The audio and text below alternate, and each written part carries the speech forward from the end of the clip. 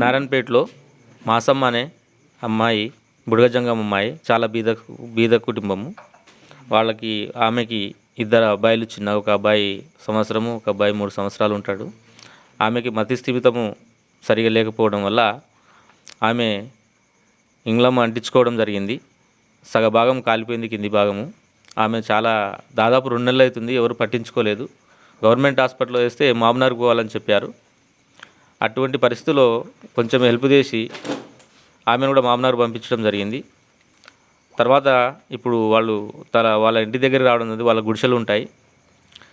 ఈ విషయము మన రాజ్ కుమార్ రెడ్డి అన్నగారికి తెలియజేసిన వెంబడే స్పందించి మనకి అక్కడ వచ్చి భీష్మరాజ్ ఫౌండేషన్ ఆధ్వర్యంలో వాళ్ళకి సహకరించడం జరిగింది. కనీసం వాళ్ళకి ఆయింట్మెంట్ అంటించుకోవాలంటే కూడా డబ్బు లేని పరిస్థితుల్లో ఉన్నారు. ఆమె ఒకతే కష్టపడి, వాళ్ళ భర్త కూడా కూలి పని చేస్తూ జీవించేవాళ్ళు.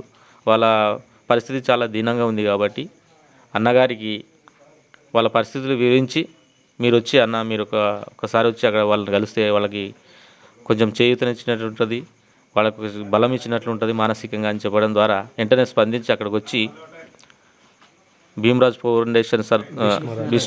ఫౌండేషన్ అధ్యక్షుడు, చైర్మన్ గారు మన రాజ్ కుమార్ రెడ్డి గారు వాళ్ళకి ఒక 20,000 సహకారం అందించి వాళ్ళకి మేమున్నామని భరోసా ఇచ్చి రావడం జరిగింది. దీనివల్ల నేను ఎస్సీ ఉపకులాల నారాయణపేట జిల్లా ప్రెసిడెంట్గా వర్క్ చేస్తున్నాను.